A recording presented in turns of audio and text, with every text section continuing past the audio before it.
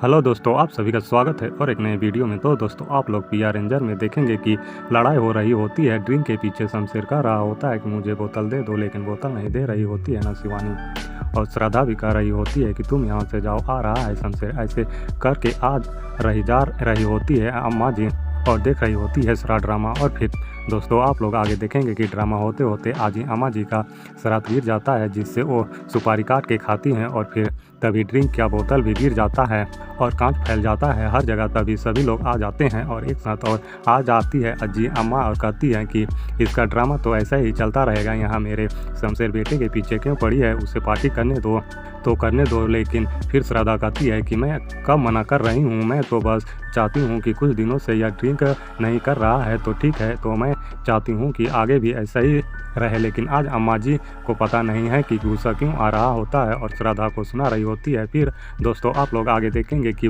बाद में सुना रही होती है शमशेर भी, और फिर आजी अम्मा की बात मानने के लिए शमशेर भी कह रहा होता है कि आजी अम्मा जी बिल्कुल ठीक कह रही हैं। और फिर आप लोग आगे देखेंगे कि आजी अम्मा जी कहती हैं कि सदा तुम्हें सज़ा तो मिलेगी, तुम्हें मेरा श्रोता उठा के लाना पड़ेगा। और तभी कहती है कि नंगे पैर मतलब कि कांच के ऊपर चल के सिरों को उठाना पड़ेगा। और शमशेर भी कहता है कि आज अम्मा जी की बातें तुम्हें माननी ही पड़ेगी।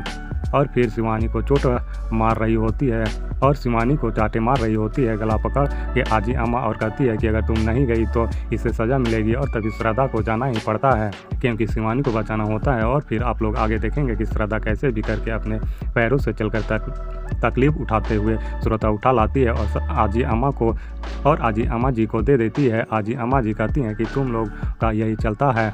और शिवानी तो कहती है कि तुम अपने कमरे में जाओ। और फिर श्रद्धा वहीं पे बैठ के तकलीफ में रो रही होती है। और आगे आप लोग देखेंगे कि आजी अम्मा जी कहती हैं कि शमशेर बेटे से तुम क्यों परेशान हो रहे हो, तुम अपनी पार्टी करो। तो ऐसे ही दोस्तों आगे और भी बहुत कुछ देखेंगे। तो अभी के लिए इतना ही, जल्द मिलता हूँ और एक नए वीडियो में। तब तक के लिए धन्यवाद।